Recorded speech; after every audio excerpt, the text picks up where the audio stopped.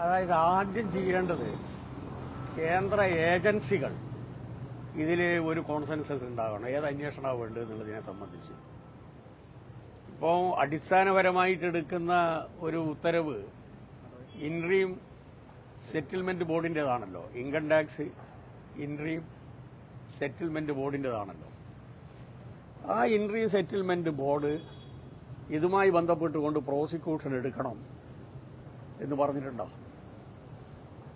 പറഞ്ഞിട്ടില്ലെന്ന് മാത്രമല്ല, പ്രോസിക്യൂഷൻ നടപടികളിൽ നിന്ന് CMRLന് ഇമ്മ്യൂണിറ്റി കൊടുത്തു.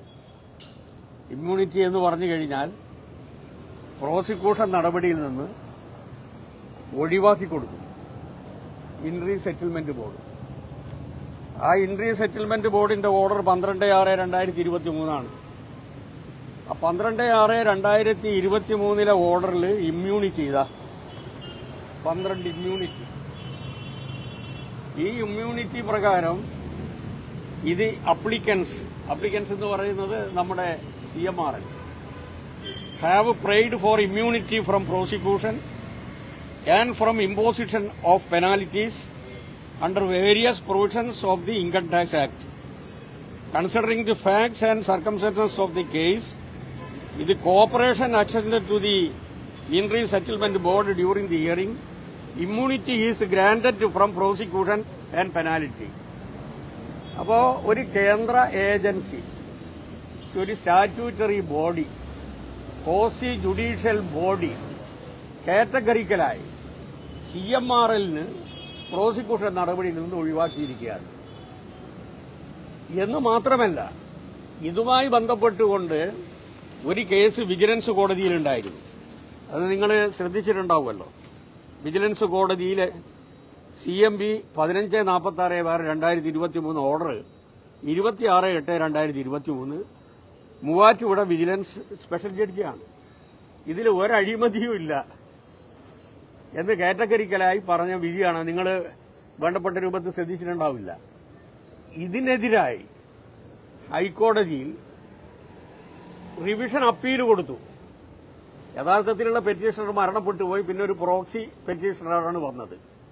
ആ പ്രോക്സി പെറ്റീഷണറുടെ റിവിഷൻ പെറ്റീഷന്റെ അടിസ്ഥാനത്തിൽ നോട്ടീസ് പോലും പിണറായി വിജയനോ വീണക്കോ ഇതുവരെ വന്നിട്ടില്ല ഹൈക്കോടതിയിൽ നിന്ന്.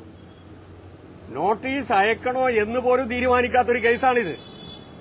ഹൈക്കോടതിയിൽ വന്ന അവസരത്തിൽ വിജിലൻസ് കോടതി പരിപൂർണമായും ഇത് അഴിമതി അല്ല, എന്താ വിജിലൻസ് അന്വേഷിക്കാത്തതെന്നാണ് ഇടക്കിടയ്ക്ക് ഇപ്പോൾ ചോദിച്ചുകൊണ്ടിരിക്കുന്നത്.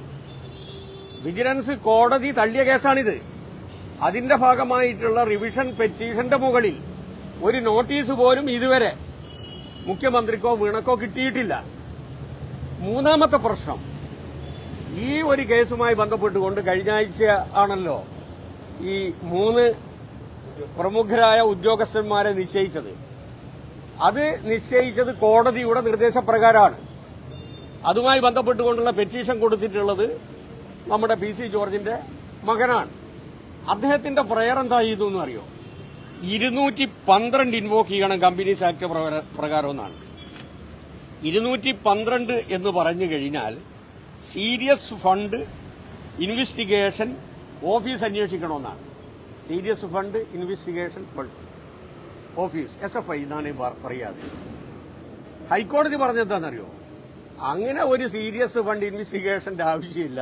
നമുക്ക് 210(1)(c) പ്രകാരം 210(1)(c) പ്രകാരം നോട്ടീസ് കൊടുക്കാമെന്നാണ്. 210(c) എന്ന് പറഞ്ഞാൽ സാധാരണ നിലയിലുള്ള ഇൻവെസ്റ്റിഗേഷൻ ടു കമ്പനിയാണ്.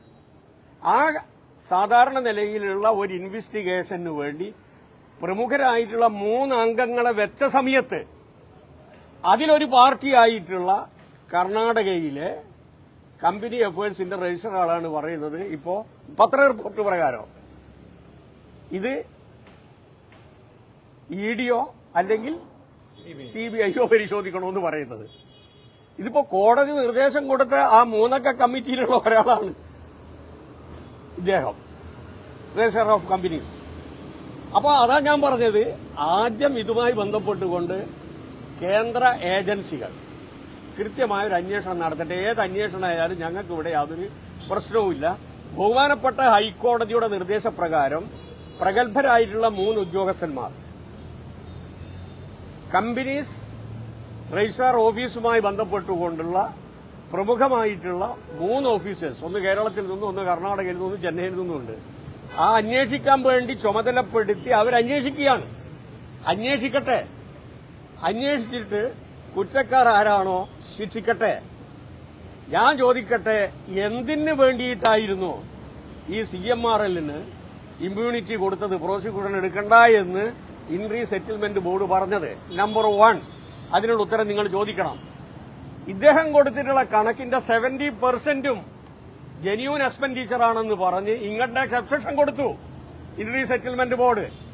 അപ്പോ ആ കമ്പനിയെ സംബന്ധിച്ച് ഫ്രോഡാണ് എന്ന് പറയാൻ ഇൻട്രീ സെറ്റിൽമെന്റ് ബോർഡ് തയ്യാറല്ല. അതുകൊണ്ടാണ് ഇൻകം ടാക്സ് സെറ്റിൽമെന്റ് ബോർഡ് തന്നെ കൃത്യമായി പറഞ്ഞത് പ്രോസിക്യൂഷൻ നടപടി എടുക്കേണ്ടതില്ല എന്ന്. പ്രോസിക്യൂഷൻ നടപടി എടുക്കേണ്ടതില്ല എന്നൊരു സ്റ്റാറ്റ്യൂട്ടറി കമ്മിറ്റി പറഞ്ഞിട്ട് പോലും ഇത് വീണ്ടും അന്വേഷിക്കേണ്ടതാണ് എന്ന് പറയുന്നതിന്റെ അർത്ഥം എന്താണ് എന്ന് നിങ്ങളെ ബന്ധപ്പെട്ട ആൾക്കാരോടൊന്ന് ചോദിക്കണം. ആദ്യം ഇതിന്റെ അകത്തൊരു വ്യക്തത വരുത്തണം. ഇൻട്രീം സെറ്റിൽമെന്റ് ബോർഡിന്റെ ഉത്തരവ് വന്നപ്പോൾ അന്ന് പാർട്ടിയും താങ്കളൊക്കെ അതിനെ തള്ളി പറയണം. ഇപ്പൊ അതിലൊരു ഭാഗമാണ് താങ്കൾ എടുക്കുന്നത്. അതിനപ്പുറത്തേക്ക് ഒരു പ്രശ്നമുണ്ട്. വീണയുടെ ഭാഗം കേൾക്കാതെയാണ് അന്ന് ഇൻട്രീം സെറ്റിൽമെന്റ് നിലപാടിലെത്തിയതായിരുന്നു മുഖ്യമന്ത്രി ഉൾപ്പെടെയുള്ള പറഞ്ഞത്. ഇതിൽ ROC ബംഗുരു വീണയുടെ XROGന്റെ ഭാഗം കേട്ടിട്ടും അവർക്ക് ക്ലിയർ ആയിട്ടുള്ള ഒരു എവിഡൻസ് നൽകാൻ കഴിഞ്ഞില്ല. അവിടെ ഒരു സീരിയസ്നെസ് ഇല്ലേ? അല്ല, അതിന്റെ ഞാൻ ചോദിക്കുന്നത്. 3 അംഗത്തിന് ഇപ്പം വെച്ചിട്ടുണ്ടല്ലോ. ഇതെല്ലാം പരിശോധിച്ചിട്ടാണല്ലോ 3 അംഗ കമ്മീഷനെ വെച്ചിട്ടുള്ളത്. 3 അംഗ കമ്മീഷൻ അന്വേഷിക്കട്ടെ. ഇതിൽ ഞങ്ങൾ എതിർക്കാനുള്ള പ്രധാനപ്പെട്ട കാരണം ധാനാവശ്യമായിട്ടുള്ള ചില പരാമർശങ്ങൾ അതിൽ വന്നു എന്ന് മാത്രമല്ല, സ്വാഭാവികമായും ആർക്കെതിരായിട്ടാണോ ഒരു പരാമർശം നടത്തുന്നത് ആ വ്യക്തിയെ കേൾക്കണം. അതാണ് നാച്ചുറൽ ജസ്റ്റിസ്. അതാണ് ഞാൻ നിങ്ങളോട് പറഞ്ഞത്. ROC കേൾക്കാൻ ശ്രമിച്ചിട്ടും അവിടെ കൊടുക്കാൻ കഴിയുന്നില്ല. രേഖകൾ കൊടുക്കുന്നില്ല. ഇടപാടിന്റെ രേഖകൾ ROCക്ക് വീണയോ കൊടുക്കേണ്ട രേഖകളെല്ലാം പരിപൂർണമായും കൊടുത്തിട്ടുണ്ട്. ഇനി ഈ ബോർഡുണ്ടല്ലോ, റിപ്പോർട്ടിലുണ്ടാകില്ലെന്ന്. റിപ്പോർട്ടിൽ അങ്ങനെ പലതും വന്നിട്ടില്ലല്ലോ.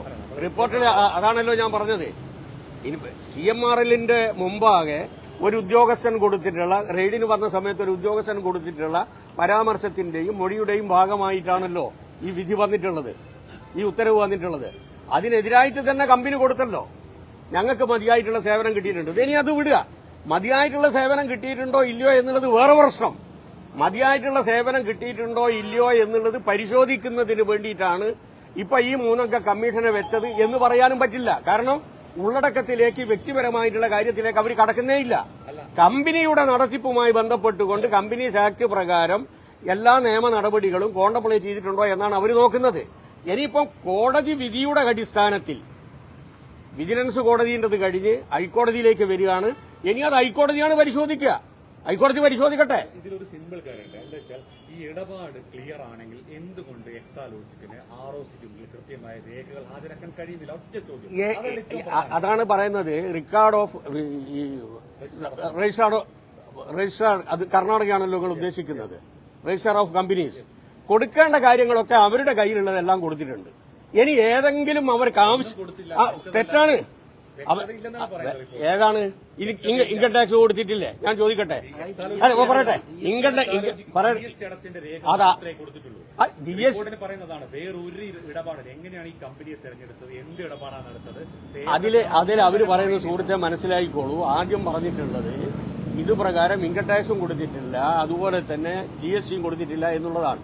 അത് കൃത്യമായി കൊടുത്തു. ഇനിയുള്ള പ്രശ്നം എന്താണെന്ന് പറഞ്ഞാൽ 2 എഗ്രിമെന്റാണുള്ളത് ഇതുമായി ബന്ധപ്പെട്ടുകൊണ്ട്. ഒന്ന് എക്സാലോജിക്കയും CMRLും വെച്ചിട്ടുള്ള ഒരു എഗ്രിമെന്റ് ഉണ്ട്. അതുപോലെ തന്നെ വീണയും അതുപോലെ തന്നെ ഈ കമ്പനിയും വെച്ചിട്ടുള്ള ഒരു എഗ്രിമെന്റ് ഉണ്ട്. ആ എഗ്രിമെന്റിൽ പറഞ്ഞ വ്യവസ്ഥകൾ പാലിച്ചിട്ടില്ല എന്നുള്ളതാണല്ലോ ഇവരുടെ വാദം. അതല്ല കമ്പനീന്റെ മുമ്പിൽ അതല്ല ഉള്ളത്. അതാണ് നിങ്ങൾ ആദ്യം മനസ്സിലാക്കേണ്ടത്. സർവീസ് കൊടുത്തിട്ടുണ്ടോ ഇല്ലയോ എന്നുള്ളതിനെ സംബന്ധിച്ച് അന്വേഷിച്ചിട്ടേ ഇല്ല. അത് അന്വേഷിക്കാൻ ഈ കമ്പനിക്കൊട്ട് അധികാരവും ഇല്ല. റിപ്പോർട്ടിൽ പറയുന്നത് CMRലും ഹാജരാക്കാൻ കഴിയുന്നില്ല. അങ്ങനെയാണെങ്കിൽ ഹാജരാക്കാൻ, അതെ ഞാൻ പറയാം, അങ്ങനെയാണെങ്കിൽ ഹാജരാക്കാൻ കഴിയുന്നില്ലെങ്കിൽ പ്രോസിക്യൂഷൻ നടപടി എടുക്കണമെന്ന് പറയണ്ടേ ഈ കമ്പനി? എന്തുകൊണ്ടാണ് പറയാത്തത്? ഞങ്ങളോടല്ല ചോദിക്കേണ്ടത്. ആര് ശുപാർശ? ഇല്ല, അതാണ് ഞാൻ ഈ കാര്യങ്ങളെല്ലാം പരിപൂർണമായും പരിശോധിച്ചിട്ടുള്ളത് ഒരു കോസി ജുഡീഷ്യൽ കമ്പനിയാണ്. അതായത് income tax settlement board. Income tax settlement ബോർഡിന്റെ ഓർഡർ എന്ന് പറയുന്നത് ഇവർക്ക് ഇമ്മ്യൂണിറ്റി കൊടുക്കണം, പ്രോസിക്യൂഷൻ വേണ്ടതെന്നുള്ളതാണ്. പ്രോസിക്യൂഷൻ വേണ്ട എന്ന് മാത്രമല്ല, മറ്റൊരു ഭാഗത്ത് ഇവർ കൊടുത്ത അക്കൗണ്ട് അതിൽ 70% ജെന്യൂൻ എക്സ്പെൻഡിച്ചർ ആണെന്ന് പറഞ്ഞു. ജെന്യൂൻ എക്സ്പെൻഡിച്ചർ ആണെന്ന് ഒരു ഭാഗത്ത് പറയുന്ന സമയത്ത് തന്നെ രാഷ്ട്രീയ പാർട്ടികൾക്ക് കൊടുത്തിട്ടുള്ള കാശുണ്ട്, അമ്പലത്തിന് കൊടുത്തിട്ടുള്ള കാശുണ്ട്, അതുപോലെ തന്നെ പത്രക്കാർക്ക് കൊടുത്തിട്ടുള്ള കാശുണ്ട് എന്നൊക്കെ പറയുന്നുണ്ട്. അതൊക്കെ ജെന്യൂൻ എക്സ്പെൻഡിച്ചർ ആയിട്ട് കണക്കാക്കിയിട്ട് 70% എക്സംപ്ഷൻ കൊടുത്തു കഴിഞ്ഞു. എന്നിട്ട് പ്രോസിക്യൂഷൻ നടപടി വേണ്ടാന്ന് വെക്കുകയാണ്.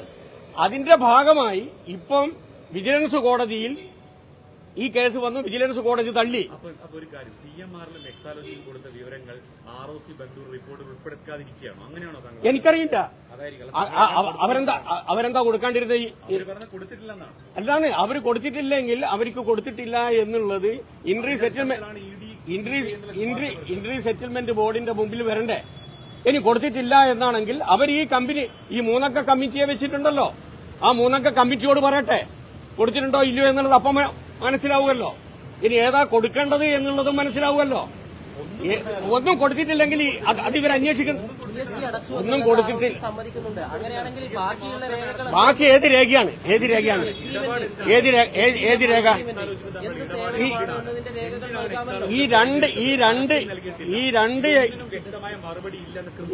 ഇല്ല എന്നാരാ പറയുന്നത്? ഏത് ROC? ബാംഗ്ലൂർ ROC അല്ലേ പറയുന്നത്? ഈ ബാംഗ്ലൂർ ROCയെ അന്വേഷിപ്പിക്കാൻ വേണ്ടിയിട്ട് ഇപ്പൊ ചുമതലപ്പെടുത്തിയിട്ടുണ്ടല്ലോ. അതെ, അന്നേരം ഈ രേഖകൾ കൊടുത്തിട്ടുണ്ടോ ഇല്ലയോ എന്നുള്ളത് മനസ്സിലാവുമല്ലോ. നിങ്ങൾ പറയുന്നതല്ലേ? അല്ല, അവര് ROC കർണാടക ROC ആണല്ലോ പറയുന്നത് അവരുടെ റിപ്പോർട്ടിൽ. ആ റിപ്പോർട്ടിന്റെ അകത്ത് എന്തുകൊണ്ട് ഇന്ത്യൻ സെറ്റിൽമെന്റ് ബോർഡിന്റെ ഭാഗമായിട്ട് ഇത് വന്നില്ല? ഇവര് പറയുന്നത് ശരിയാകാം എങ്കിൽ എന്തുകൊണ്ട് ഇത് ഒബീഷൻ വന്നു? ഇന്ത്യൻ സെറ്റിൽമെന്റ് ബോർഡിന്റെ ഭാഗമായിട്ട് ഇത് വന്നിരുന്നു എങ്കിൽ കൃത്യമായിട്ട് അവർ പറയില്ല പ്രോസിക്യൂഷൻ നടപടി എടുക്കണമെന്ന്. ഞാൻ ചോദിക്കട്ടെ, എന്തുകൊണ്ട് പ്രോസിക്യൂഷൻ ഇമ്മ്യൂണിറ്റി കൊടുത്തു? ഇവരുടെ ഈ രേഖ കൃത്യമായി രേഖകൾ കൊടുത്തിട്ടില്ല. ഞങ്ങളുടെ മുമ്പിൽ ഞങ്ങൾ പറഞ്ഞൊന്നും തന്നിട്ടില്ല. ധനന്തർ ഇന്ത്യൻ സെറ്റിൽമെന്റ് ബോർഡിന്റെ മുമ്പിൽ പറഞ്ഞിരുന്നുവെങ്കിൽ ഈ ഇമ്മ്യൂണിറ്റി ഈ ബോർഡ് കൊടുക്കുവോ ഈ കമ്പനിക്ക്? പറയട്ടെ, ഇൻകം ടാക്സ് എക്സെപ്ഷൻ കൊടുക്കോ? അപ്പൊ ഇവരെന്തിനാ പറയാതിരുന്നത്? ഇവരെന്തിനാ ഒളിപ്പിച്ചു വെച്ചത്? ഇനി അവരോട് തന്നെ അന്വേഷിക്കാൻ വേണ്ടി പറഞ്ഞിട്ടുണ്ടല്ലോ. അന്വേഷിക്കട്ടെ. അന്വേഷിക്കുമ്പോൾ നിങ്ങൾക്ക് മനസ്സിലാവും കൊടുത്തിട്ടുണ്ടോ ഇല്ലയോ എന്നുള്ളത്. അന്നത്തെ ഏറ്റവും പ്രധാനപ്പെട്ട വാദം ഏകപക്ഷീയമായി ഇപ്പൊ ഞാൻ പറയേണ്ടത് നിങ്ങളോട് ഞാൻ പറഞ്ഞു. അതിന്റെ പോയിന്റ് എന്താ അറിയോ? ROC ബംഗളൂരു എക്സാലോജിക്കിന് അവസരം കൊടുക്കുന്ന സമയത്ത് അവിടെ ക്ലിയർ ആയിട്ട് എല്ലാം ഇടപാടുകൾ ക്ലിയർ ആണെങ്കിൽ അവിടെ അവർക്ക് അവസരമുണ്ടായിരുന്നു. സുഹൃത്തെ, ആദ്യം മനസ്സിലാക്കേണ്ടത് പറയട്ടെ, കുഴനാട് അല്ല. അതെ, ഇതിന്റെ അത് രണ്ട് പറയുന്നു നിങ്ങൾ മാത്രം പറഞ്ഞ പോരല്ലോ. മരയിപ്പിച്ചതിലും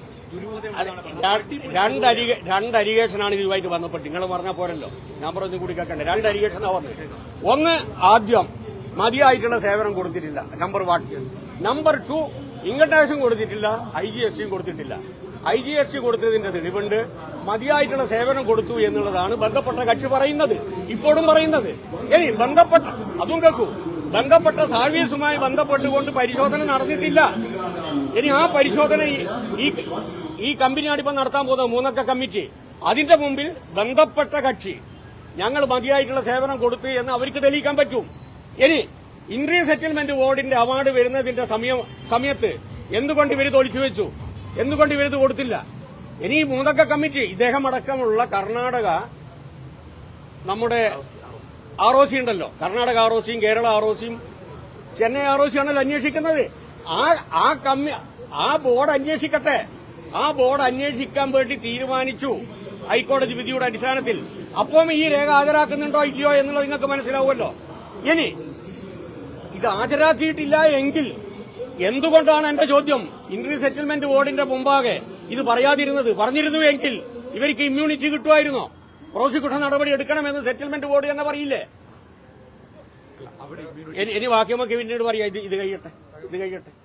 ഇതിൽ തന്നെ പ്രധാനപ്പെട്ട ഒന്നാമത് നിങ്ങൾ ഈ പബ്ലിക് സേവനത്തിനാണെങ്കിൽ എന്തിനാണ് അല്ലാന്ന് അത് സേവനത്തിനാണെങ്കിൽ CMR-ൽ കൊച്ചി ROCക്ക് വിവരങ്ങൾ കൊടുക്കാം, എക്സാലോജിക്കിന് ബാംഗ്ലൂർ ROC കൊടുക്കാം. കൃത്യമായ അവസരമല്ലേ ഇത്?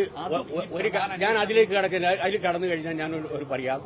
ആനുവൽ മെയിന്റനൻസ് കോൺട്രാക്ട് പ്രകാരം AMC പ്രകാരം 2 കരാറാണുള്ളത്.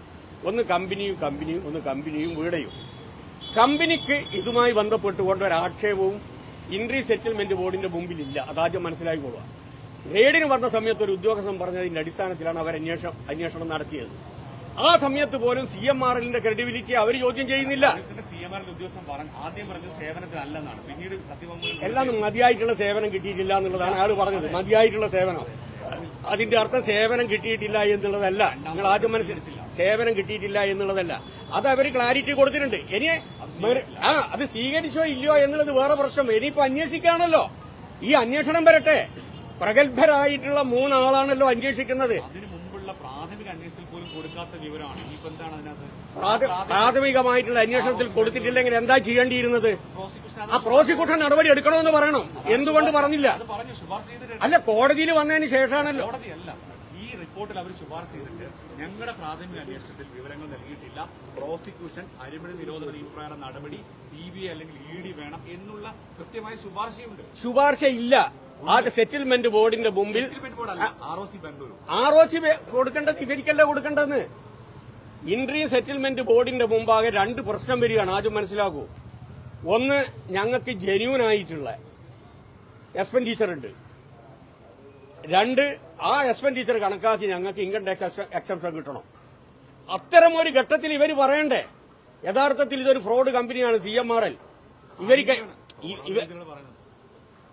ഫ്രോഡില്ല എന്നുള്ളത് ഇപ്പൊ തെളിഞ്ഞല്ലോ. ഹൈക്കോടതി പറഞ്ഞല്ലോ ഞങ്ങൾ ഫ്രോഡുമായിട്ട് ബന്ധപ്പെട്ട്. ROC ബംഗളൂരു റിപ്പോർട്ടിൽ ഫ്രോഡ് എന്നുള്ള രീതിയിലാണ്. മാത്രമല്ല ഈ കമ്പനി മരയിപ്പിച്ചതുൾപ്പെടെയുള്ള രേഖകളിൽ കൃത്രിമത്വം ഉണ്ടെന്ന് വരെ പറയുന്നു. കൃത്യമായ രേഖകളില്ല. അങ്ങനെയാണെങ്കിൽ ബഹുമാനപ്പെട്ട ഹൈക്കോടതിയുടെ മുമ്പിൽ അതെ 212 ഇല്ലല്ലോ. 210 കാണില്ല. ഇല്ല, 210-ലാണല്ലോ ഇപ്പൊ അന്വേഷണം നടക്കുന്നത്. ആ 210-ന്റെ അന്വേഷണം നടക്കട്ടെ. ആ അന്വേഷണവുമായി ബന്ധപ്പെട്ടുകൊണ്ട് ഒരു നോട്ടീസ് പോലും വീണക്കോ മുഖ്യമന്ത്രിക്കോ കിട്ടിയിട്ടില്ല. ഇതിൽ ROC കൊടുത്തിട്ടുണ്ടാവില്ല. ROC കൊടുത്ത് നിങ്ങൾ എന്തിനാ അതിന് വേദനാകുന്നത്? അന്വേഷണം വരട്ടെ. ഞങ്ങൾ പറയുന്നു, ഞങ്ങൾ പാർട്ടി ഇതുവരെ പറഞ്ഞത് ഇല്ല. പാർട്ടി പറയാത്ത കാര്യം നിങ്ങൾ പറയണ്ട. വീണ്ടും പറയണ്ട. 2 പ്രശ്നമാണ് ഇതിൽ വന്നിട്ടുള്ളത്. പറഞ്ഞതാണ് വീണയുടെ ഭാഗം കേൾക്കാതെ ഇൻട്രീം സെറ്റിൽമെന്റ് ബോർഡ് അന്തിമ നിലപാട്. അതാണ് ഞങ്ങളുടെ നിലപാട്. വീണയുടെ വാദം കേട്ടിട്ടില്ല. വീണയുടെ ഭാഗം കേൾക്കാതെയാണ് ആർബിട്രറി ആയിട്ട് ഇങ്ങനെ ഒരു കാര്യം വന്നിട്ടുള്ളത്. അതിന്റെ ഭാഗമായിട്ട് തന്നെയാണ് CMRLന് എക്സെപ്ഷൻ കൊടുക്കുകയും ചെയ്തിട്ടുള്ളത്. പക്ഷെ ഇപ്പൊ ഭാഗം കേട്ടിട്ടും കൃത്യമായ വിവരങ്ങൾ കൊടുക്കാൻ കഴിയുന്നില്ല. ഭാഗം കേട്ടു എന്ന് ആരാ പറയുന്നത്? അത് ROC ബംഗളൂരു ഇവരോട് പറഞ്ഞിട്ടില്ലല്ലോ, നിങ്ങളോടല്ലേ പറയുന്നത്. ഒരു അടിസ്ഥാനത്തിലാണ് താങ്കൾ ഇപ്പോൾ പറഞ്ഞ വിശദമായ അന്വേഷണത്തിന് ശുപാർശ ചെയ്യുകയും അന്വേഷണം ഉത്തരവിടുകയും ചെയ്യും. അതെ, ആ അന്വേഷണ കമ്മീഷന്റെ മുമ്പാകെ 3 അംഗങ്ങളുള്ള കമ്മീഷന്റെ മുമ്പാകെ ഇവർ മൊഴി കൊടുക്കട്ടെ. അപ്പൊ ഞങ്ങൾ എങ്ങനെയാണ് കൊടുക്കേണ്ടത് എന്നതിനെ സംബന്ധിച്ച് വ്യക്തത ഉണ്ടാക്കി തരാം. കൃത്യമായി ഒരു കാര്യം മനസ്സിലായിക്കോളൂ. ഇതിൽ ഫ്രോഡില്ല എന്നുള്ളത് ഹൈക്കോടതിയുടെ പ്രൈമ ഫേസി ഫൈൻഡിങ്സ് ആണ്. കാരണം അതുകൊണ്ടാണ് 212-ൽ നോട്ടീസ് കൊടുക്കാതിരുന്നത്. അഴിമതിയില്ല എന്നുള്ളത് വിജിലൻസ് കോടതിയുടെ ഫൈൻഡിങ്സ് ആണ്. അതിനെതിരായിട്ടുള്ള റിവിഷൻ പെറ്റീഷൻ കൊടുത്തിട്ട് പോലും ബഹുമാനപ്പെട്ട മുഖ്യമന്ത്രിക്കോ വീണക്കോ നോട്ടീസ് പോലും ഇതുവരെ കൊടുത്തിട്ടില്ല. പ്രോസിക്യൂഷൻ നടപടി എടുക്കേണ്ടതില്ല, അവർക്ക് ഇമ്മ്യൂണിറ്റി ഉണ്ട് എന്ന് പറഞ്ഞത് സെൻട്രൽ ബോർഡ് ഓഫ് സെറ്റിൽമെന്റ് ആണ്, ഇൻട്രി സെറ്റിൽമെന്റ് ബോർഡാണ്. ഇത്രയും കാര്യം KSIDCക്ക് ഷെയറുള്ളതാണ് CMR. ഒരു ഇടപാട് നടത്തുമ്പോൾ CMRന്റെ ബോർഡിലും മറ്റും അറിയിക്കണം. ആ കാര്യങ്ങൾ പോലും ഇതിൽ ഉണ്ടായിട്ടില്ലെന്ന്. അതാരാ അറിയിക്കേണ്ടത്? അത് അവരോട് ചോദിക്കൂ. CMR അറിയിച്ചിട്ടില്ല. CMR അറിയിച്ചിട്ടില്ലെങ്കിൽ CMRനോട് ചോദിക്കൂ. CMRന്റെ അടുക്ക കള്ളപ്പണം ഉള്ളതാണെങ്കിൽ കള്ളപ്പണം കണ്ടുപിടിക്കാൻ ഉദ്യോഗസ്ഥന്മാരോട് പറയൂ.